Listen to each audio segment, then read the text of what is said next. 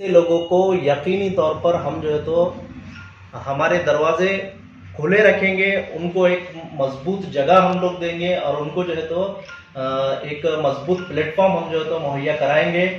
अल्हम्दुलिल्लाह पूरे स्टेट से जो है तो हमको अलग अलग जगह से ऐसे मुखलिस लोगों के जो है तो कॉल्स रिसीव हो रहे हैं, वो लोग कांटेक्ट कर रहे हैं कि हम लोग जो है तो एसडीपीआई में जुड़ना चाहते हैं। तो आगे चल के हमारे ये दरवाज़ों को हम वसी करेंगे, बड़ा करेंगे, ताकि जो है तो लोग इससे जो है तो आसानी के साथ में जुड़ सके और ये मूवमेंट को जो है तो ताकतवर बनाए, ताकि जो है तो आने वाले वक्तों में ये मूवमेंट जो है तो पूरे महाराष्ट्र राज्य के अंदर जो है तो खड़ा हो सके। मौजूदा दौर में प्रेजेंट सिचुएशन के अंदर, वर्तमान के अंदर अगर महाराष्ट्र राज्य की जो परिस्थिति है, जो हालात है, वो हालात को अगर हम देखें तो ये हालात के अंदर हम ये देखेंगे कि एक पॉलिटिकल लेवल पे हमारे लिए यकीनी तौर पर मौके भी है और चैलेंजेस भी है। किसी भी राज्य के अंदर हम वहाँ की गवर्नमेंट, वहाँ का लॉ एंड ऑर्डर अगर सही तौर पर सही तरीके से चल रहा है तो इस बात से हम लोग अंदाज़ा लगाना चाहिए कि वहाँ की माइनॉरिटी का क्या हाल है। डेमोक्रेसी के अंदर माइनॉरिटी की आज़ादी, माइनॉरिटी के हुकूक जो है तो ये बहुत मायने रखते हैं। इसी के ऊपर से तय होता है कि वहाँ की चलने वाली हुकूमत जो है तो कितनी मजबूत है, कितनी सच्ची है और कितनी ईमानदार है। महाराष्ट्र के अंदर अगर मुस्लिम माइनॉरिटीज़ की अगर हम बात करेंगे तो जो मौजूदा हालात है, वो मौजूदा हालात आज से 30 साल पहले, 40 साल पहले या जो पहले जैसा बात कही जाती थी उसके साथ में आज के हालात भी कुछ अलग नहीं है। वही सिचुएशन आज भी है, वही हालात आज भी है कि मुस्लिम माइनॉरिटीज़ के लिए जो है तो उनके हक के लिए, उनको जो है तो सियासी तौर पर मजबूत करने के लिए, मुस्लिम मसाइल को उठाने के लिए आज भी महाराष्ट्र के अंदर कोई ऐसी आवाज़ नहीं है जो है तो मुस्लिम समाज के लिए जो है तो उनकी हक की आवाज़ बन सके। उसकी करंट में मौजूदा हालात के अंदर हम अगर देखेंगे तो मालेगांव के अंदर जो हालात थे, त्रिपुरा के अंदर अल्लाह के रसूल सल्लल्लाहु अलैहि वसल्लम की शान में गुस्ताखी और मसाजिदों के ऊपर हमले के खिलाफ में पूरे महाराष्ट्र के अंदर जो है तो अलग अलग तरीके से एहतजाज दर्ज किए। उसके अंदर एसडीपीआई ने भी जो है तो महाराष्ट्र लेवल पे अलग अलग डिस्ट्रिक्ट के अंदर जो है तो अपने एहतजाज दर्ज किए और जो वहाँ पर त्रिपुरा के अंदर हो रही मुजालिम को रोकने की जो है तो अपनी आवाज़ बुलंद की।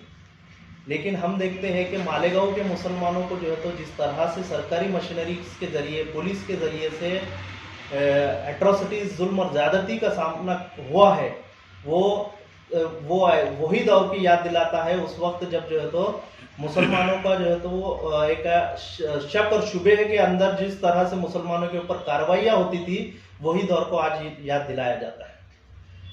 मालेगांव के साथ में अमरावती में के अंदर भी जो है तो ये एहतजाज हुए थे।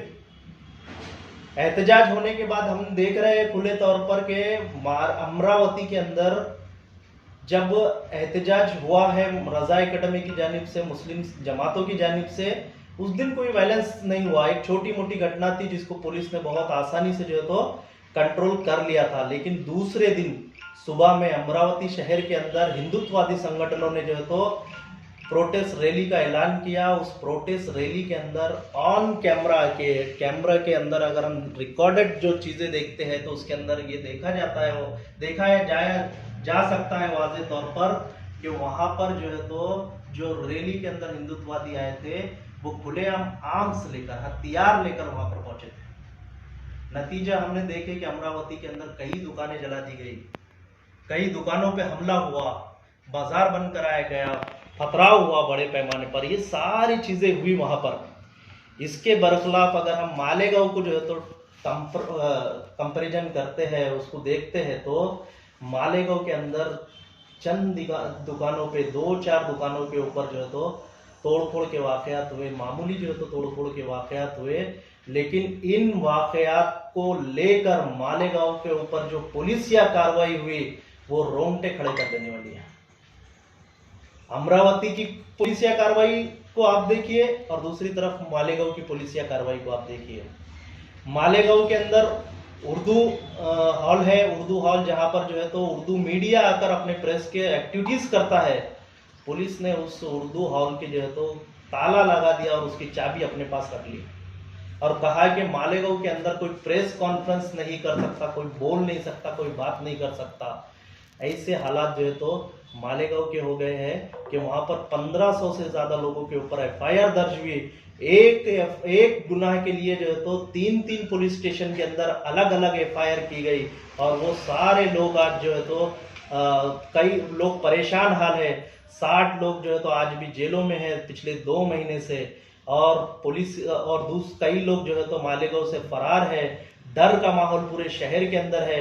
लेकिन ये सब हालात के अंदर हम देखते हैं कि मालेगांव के मुसलमानों के लिए बोलने वाला कोई भी नहीं है। महाराष्ट्र में कोई बोलने के लिए तैयार नहीं है, कोई आवाज उठाने के लिए तैयार नहीं है। बड़ी बड़ी पॉलिटिकल पार्टी जो है तो बीजेपी के प्रोपेगेंडे के अंदर आके शिकार होकर उसका जो है तो एक खामोशी इख्तियार कर रही है। आप देख लीजिए, जिस वक्त ये हालात चल रहे थे तो मुस्लिम कम्युनिटी में के जो लीडर्स है या पॉलिटिकल जो मौसेरे भाई लोग हैं, खालाजाद भाई है आपस में, ये लोग जो है तो एक मुद्दा उठा रहे थे और मुसलमानों की हमदर्दी का दावा कर रहे थे कि मुसलमानों को रिजर्वेशन देना चाहिए।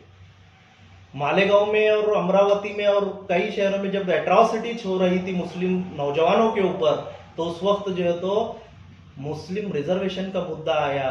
क्यों? क्योंकि इनको डर था कहीं ऐसा ना हो कि मुस्लिम समाज के लोग मालेगांव के ऊपर सवाल करना शुरू कर दिया। इन सवालों से बचने के लिए ये लोगों ने जो है तो रिजर्वेशन का मुद्दा उठाया और खामोशी इख्तियार कर ली।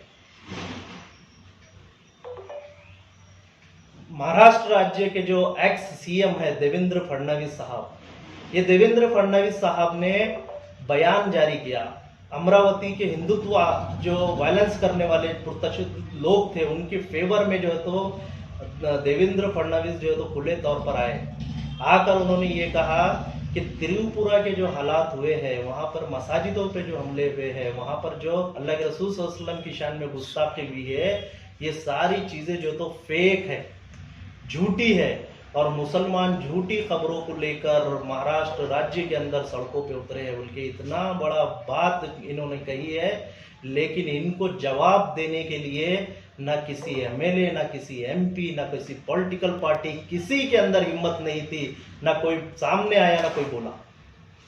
सारे के सारे लोग खामोश हो गए कि इतना बड़ा झूठ एक एक्स सीएम जो मुख्यमंत्री रहकर बोलता है तो कैसे बोलता है करके। तो आज के हालात के अंदर महाराष्ट्र के अंदर मजलूमों के लिए आज ऐसी आवाज उठाने वाला कोई नहीं रहा। और एक मिसाल हमारे सामने है, करंट का एक इश्यू चल रहा है नांदेड़ शहर के अंदर। नांदेड़ शहर के अंदर 8 जनवरी को वहां पर एक जगह जहां पर एक घर में जो है तो एक ब्लास्ट होता है, एक धमाका होता है। वो धमाका होने के बाद ये इंफॉर्मेशन आती है वहां से कि वो धमाके के अंदर बड़े पैमाने पर धमाका खेज अशिया वहां पर जो है ये तो मिली है। धमाका केस अशिया वहां पर मिली है। वो क्या कर रहे थे, कौन सा एक्सपेरिमेंट कर रहे थे, कौन सा तजुर्बा कर रहे थे और किस बुनियाद पर जो है तो वहां पर धमाका हुआ, इसके लिए सवाल करने वाला कोई नहीं है। उल्टा नांदेड़ शहर की पुलिस जो है तो ये मामलों को दबाने के अंदर लगी हुई है। खबरें आ रही है कि जहां पर ये धमाका हुआ उन लोगों के जो है तो राब्ते संघ परिवार के साथ में। संघ परिवार इससे पहले भी नांदेड़ के अंदर जो है तो एक वाकया गुजर चुका है जहां पर बीएचपी और बजरंग दल के लोग घर में जो है तो बम बना रहे थे। बम जो है तो घर के अंदर फट गया और जिसकी वजह से जो है तो ये मामला एक्सपोज हो गया। आज फिर ये लोग जो है तो वही नांदेड़ शहर के अंदर एक ऐसा ही काम करते हुए जो है तो दिखाई दे रहे हैं। लेकिन अफसोस के साथ कहा जा रहा है कि जहां पर तमाम सेकुलर पार्टियां, तमाम जो है तो मुसलमानों की हमदर्दी रखने वाली पॉलिटिकल पार्टियां, सारे लोग खामोश तमाशाई बने हुए हैं। याद करिए वो दौर जब कोई मुसलमान के ऊपर ये इल्जाम लगता था कि ये मुसलमान जो है तो आतंकवादी है, इसके खिलाफ कोई सबूत नहीं रहता, कोई एविडेंस नहीं रहता, तो लेकिन जो है तो बड़े लेवल पे एक प्रोपेगेंडा मचाया जाता। मीडिया हाईलाइट किया जाता, पुलिस के स्टेटमेंट्स आते कि ये ऐसे खूंखार आतंकवादी है, इनके ऊपर ऐसा जो है तो ये ऐसी साजिश करने जा रहे थे, ये करने जा रहे थे, वो करने जा रहे थे, बड़ी बड़ी बातें कही जाती। लेकिन 8 साल, 10 साल, 15 साल, 20 साल के बाद जब कोर्ट के अंदर जब नतीजे आते तो ये नतीजे ये कहते कि ये जो है तो बेकसूर है, इनको जो है तो झूठे इल्जाम लगाकर फंसाया गया। मुसलमानों के लिए ये रवैया है। अगर नांदेड़ के अंदर ये जो आरोपी है, ये आरोपी के ऊपर इतने सॉफ्ट जो मामला हो रहे हैं, कहीं इसके पीछे वजह ये तो नहीं कि ये जो सॉफ्ट नीति जो अपनाने की वजह ये है कि वो जो अपराधी लोग हैं जिन्होंने धमाका खेज अशिया के दम पर जो है तो क्या करने जा रहे थे, क्यों करने जा रहे थे, ऐसे सवाल ना उठते हैं तो कहीं इसलिए नहीं है क्योंकि ये जो इनका ताल्लुक जो है तो मुस्लिम कम्युनिटी से नहीं है। अगर मुस्लिम कम्युनिटी से होता तो इनके ऊपर भी आज पूरे मीडिया जो है तो खड़ा हो जाता और चिल्ला पुकार शुरू कर देता और पुलिस के भी बड़े बड़े जो है तो बयानात आते। लेकिन मुसलमान नहीं होने की वजह से पूरी तरह सॉफ्ट नीति को जो है तो अपनाया जा रहा है। अफसोस कि आज पूरा महाराष्ट्र जो है तो इतनी बड़ी घटना को लेकर भी जो है तो खामोश है। हमारे सामने तजुर्बे कई है, एक्सपेरिमेंट कई है, कई जो है तो बातें हैं जिसकी बलबूते पे हमने देखा कि केरला के अंदर जो है तो बीजेपी के लोग प्रोटेस्ट के नाम पे सड़कों पर उतरते हैं और बम जो है तो पुलिस स्टेशन के ऊपर फेंकते हैं। केरला के बीजेपी ऑफिसेस में कई बार जो है तो बम पकड़े जाते हैं। वेस्ट बंगाल में इनको जो है तो बम पुलिस के ऊपर फेंकते हुए देखा गया। रजा एकेडमी के जब रैली निकली थी तो नांदेड़ शहर की जो बीजेपी थी वो बीजेपी जो है तो एक प्रोपेगेंडा मचा चुकी थी कि जो है तो मुसलमानों ने इतना बड़ा हमला कर दिया, ये कर दिया, वो कर दिया, ऐसा वैसा। लेकिन ये बम बनाना और धमाका होने के ऊपर भी पूरी बीजेपी खामोश है। तो आप बीजेपी की नीति और नीयत को समझिए, कैसी इनकी नीयत है। महाराष्ट्र स्टेट के अंदर, राज्य के अंदर हम देखेंगे एसटी महामंडल, एसटी के बसेस जो है तो पिछले 3 महीने से बंद है। 3 महीने से पूरे राज्य की जो जनता है वो जनता बस के लिए सफर करने के लिए परेशान है। गाड़ियां नहीं मिल रहे, जो गाड़ियां प्राइवेट मिल रही है उसके अंदर ओवरलोड होकर सवारियों को बिठाया जा रहा है, डबल पैसे वसूले जा रहे हैं। आवाम पिछले 3 महीने से जो है तो बसेस को लेकर जो है तो परेशान हाल है। लेकिन महाराष्ट्र राज्य के अंदर एसटी महामंडल पूरी तरह से बंद है। कोई बोलने के लिए तैयार नहीं है कि ये बंद इतने दिन तक कब तक चालू रहेगा, कब तक होगा और कब तक जो है तो दोबारा ये सर्विसेज शुरू होंगी। क्योंकि हम जानते हैं अच्छी तरह कि जो बसेस का जो बंद है, ये बंद के पीछे भी जो है तो बीजेपी है।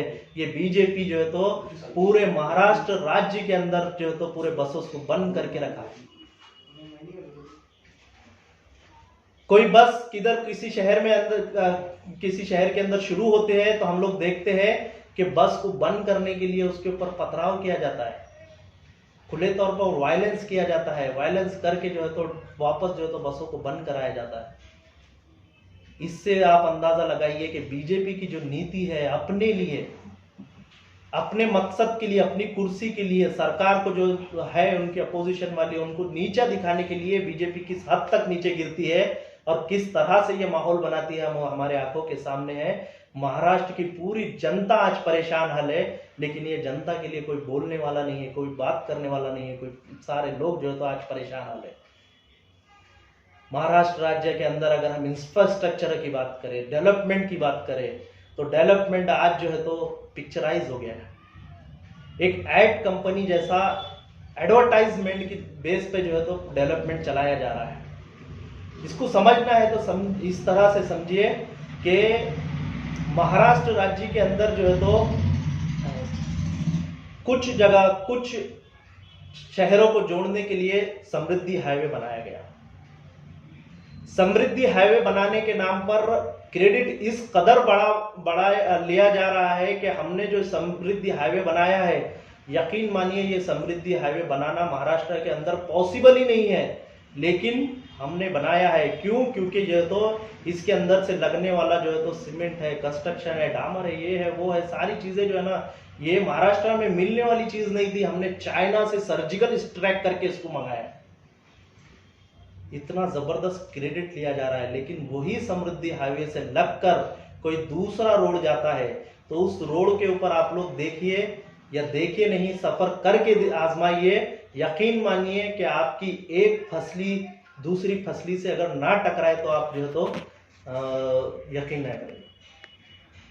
समृद्धि हाईवे तो बहुत अच्छा बनेगा, लेकिन उसके आसपास के जितने भी रोड है वो रोड का कोई पूछने वाला नहीं। कई रोड ऐसे हैं जो 40 साल पहले बनने थे, आज तक उसके ऊपर रिपेयरिंग का भी काम नहीं हुआ। बड़े बड़े गड्ढे हैं, कोई भी आप चाहे जो है तो टू व्हीलर से जाइए, फोर व्हीलर से जाइए, ट्रक से जाइए, किसी से भी जाइए, आपकी जिस्म के पूरे फसलियां हिल ना जाए गड्ढों को देखकर, तो आप भी जो है तो यकीन ना माने। लेकिन जो है तो सिर्फ समृद्धि हाईवे का एक फोटो बताकर ये डेवलपमेंट का जो है तो क्रेडिट लेने का एक खेल खेला जा रहा है। एसडीपीआई तो महाराष्ट्र स्टेट को सिंगापुर बनाना चाहती है। सिंगापुर जैसा जो है तो महाराष्ट्र स्टेट एसडीपीआई देखना चाहती है और एसडीपीआई उसके लिए काम करेगी। लेकिन ये उसी वक्त पॉसिबल है जब जो है तो राजनीतिक और सत्ताधारियों के अंदर जो है तो ईमानदारी हो। और अफसोस के साथ हम ये बात फिर कहते हैं कि पूरे महाराष्ट्र राज्य के अंदर जितनी भी पॉलिटिकल पार्टियां हैं, इनके अंदर सब कुछ है, इनके पास जो है तो पावर है, सत्ता है, सब कुछ है, लेकिन इनके पास ईमानदारी नहीं। अगर इनके पास ईमानदारी रहती तो ये बड़े रोडों के साथ में छोटे रोडों का भी ख्याल करते, जहां से भी जो है तो हजारों लाखों लोगों का जो है तो जाना आना होता। लेकिन चंद जगह जो है तो काम करके, उसको क्रेडिट करके, उसको फोटो लाके, उसको फोटो खिंचवाकर, उसको वीडियो बनाकर उसको जो है तो ये बतवाया जाता है, इतना बड़े लेवल पर अपना क्रेडिट लेना की कोशिश की जाती है कि हमने जो है तो बहुत बड़े लेवल पर काम कर दिया, बहुत बड़े लेवल पर डेवलपमेंट किया है। लेकिन हकीकत ये है कि ये डेवलपमेंट सिर्फ चंद लोगों का डेवलपमेंट है, पूरी रियासत, पूरे राज्य का डेवलपमेंट नहीं है। सिर्फ रोड नहीं है, यहाँ पर पानी के भी पूरे राज्य में ऐसे ही मसाइल है, राशन के यही मसाइल है। गवर्नमेंट के जरिए से ट्रांसपेरेंसी लाने की जो है तो बड़े बड़े दावे किए गए। राशन होल्डर को यह कहा गया कि तुम्हारे ऊपर कोई अन्याय नहीं होगा, तुमको मिलने वाला अनाज का कोई चोरी नहीं कर सकता। लेकिन महाराष्ट्र राज्य के किसी भी गली में जाइए, किसी भी गली की किसी भी राशन दुकान पर जाइए, कहीं पर भी ईमानदारी नहीं है, कहीं पर भी ट्रांसपेरेंसी नहीं है। खुलेआम धड़ल्ले से जो है तो गरीबों का हक मारा जाता है। ये एडमिनिस्ट्रेशन सारा गवर्नमेंट जो है तो आंखों पे पट्टी बांध कर बैठी है। कोई जो है तो इनके लिए गरीबों के लिए काम करना नहीं चाहता, कोई जो है तो इनके लिए आवाज उठाना नहीं चाहता। ऐसे बुनियादी मसाइल के अंदर आज पूरी आवाम जो है तो महाराष्ट्र की परेशान है। यही हाल जो है तो यहाँ पर शेतकरियों का है, शेतकरी समाज का भी है। हम जानते हैं महाराष्ट्र स्टेट के अंदर वो स्टेट है जहाँ पर सबसे ज्यादा बड़े पैमाने पर शेतकरियों ने जो है तो आत्महत्या की है। लेकिन शेतकरियों को सही तौर पर रिलीफ दिलाने का काम, उनको जो है तो सही तौर पर मदद दिलाने का काम आज तक ये राज्य सरकार में भी नहीं हुआ, जो कांग्रेस, शिवसेना और जो है तो राष्ट्रवादी की है ना, इससे पहले जो बीजेपी शिवसेना की थी, किसी की भी नहीं है। होता भी कैसा, क्योंकि इनके पास ईमानदारी नाम की चीज ही नहीं। महाराष्ट्र के अंदर हम देखते हैं कि वक्तन फक्तन हमेशा कई मर्तबा जो है तो एक पॉलिटिक्स खेली जाती है और कहा जाता है कि शिवाजी महाराज, संभाजी महाराज को जो है तो यहाँ पर सम्मान दिलाना है। ये सम्मान की लड़ाई कभी शिवसेना अपने कांधों पे लेती है, वो कभी बीजेपी अपने कांधों पे लेती है और ये दावा करती है कि हम ही सबसे ज्यादा शिवाजी महाराज के मानने वाले हैं, मराठी भाषा के जो है तो पसंद करने वाले हैं हम ही हैं, बोल के ऐसा एक दावा करते हैं। लेकिन हकीकत इनसे बहुत दूर है। हम ये बताना चाहते हैं कि याद रखिए, जनता, महाराष्ट्र की जनता को ये याद रखना चाहिए। आप कभी भी इस बात को आजमाइए, आप गौर करिए कि जो लोग सावरकर के चाहने वाले हैं, जिनके दिलों में सावरकर की मोहब्बत है, जो सावरकर से प्रेम करने वाले लोग हैं, ये लोग कभी भी शिवाजी महाराज को सम्मान नहीं दिला सकते, हो ही नहीं सकता। सिर्फ पॉलिटिक्स है, अपनी कुर्सी के लिए, अपनी सत्ता के लिए, अपने इख्तिदार के लिए, दूसरा कुछ भी नहीं है। और मौजूदा दौर के अंदर अभी महाराष्ट्र के अंदर कोरोना का एक तीसरी लहर का एक बहुत बड़ा असर अब हम लोग देख रहे हैं। बहुत ज़्यादा जो है तो कोरोना पॉजिटिव लोगों का ग्राफ बढ़ रहा है। ऐसी सिचुएशन के अंदर भी हम अगर देखेंगे तो गवर्नमेंट की जानिब से जो स्टैंड लिया जा रहा है वो स्टैंड ये है कि सिर्फ जनता को डराया जा रहा है, आवाम को डराया जा रहा है, आवाम को कॉन्फिडेंस में नहीं लिया जा रहा, आवाम को तदबीरें नहीं बताई जा रही है कि किस तरह से जो है तो कोरोना से जो है तो हम लड़ सकते हैं, किस तरह से हम लोग को जो है तो कोरोना का मुकाबला कर सकते हैं। अगर इमरजेंसी आती है तो उस वक्त सरकार के पास क्या तैयारियां है, ऐसी कोई जो है तो संतुष्टि, इत्मीनान जो है तो आवाम को नहीं दिलाया जा रहा, बल्कि सिर्फ और सिर्फ जो है तो आवाम को डराया और धमकाया जाता है कि आप टीका नहीं लेंगे, आप ये नहीं करेंगे, आप वो नहीं करेंगे, ऐसा वैसा, ये सारी चीज़ें सारी एक तरफा आवाम के ऊपर थोपी जा रही है। लेकिन आवाम के लिए इस लड़ाई को जिस तरीके से सही तौर पर लड़ना चाहिए था वो नहीं दिख रहे। एसडीपीआई अगर कल के दिन इमरजेंसी हालात आते हैं थर्ड वेव के अंदर, हमने इससे पहले भी जब हमारे कैडर यहाँ पर जो है तो महाराष्ट्र स्टेट में कोरोना कॉल के अंदर काम किए थे, आज भी अगर थर्ड वेव अगर इमरजेंसी सिचुएशन होती है तो एसडीपीआई के तमाम कैडर ग्राउंड पर निकलकर ग्राउंड सतह पर जो है तो आवाम की मैदान में जो है तो मदद करेंगे, अपनी जान का अपना माल सब कुछ लगाकर जो है तो आवाम के लिए खड़े रहेंगे। और तीसरी वेव के लिए जो है तो जिस तरह इससे पहले भी एसडीपीआई जो है तो कोरोना काल के अंदर खड़ी हुई थी, आज फिर महाराष्ट्र के अंदर हम लोग खड़े रहे और आवाम को कभी भी तनहा नहीं छोड़ेंगे, उनको डर के अंदर नहीं छोड़ेंगे, बल्कि आवाम के साथ में हम लोग जो है तो खड़े रहेंगे।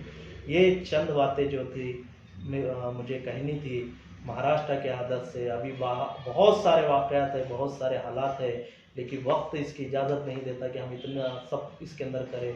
तो मैं बहुत मुख्तसर अंदाज में मोटी मोटी बातें आपके सामने रखा हूँ।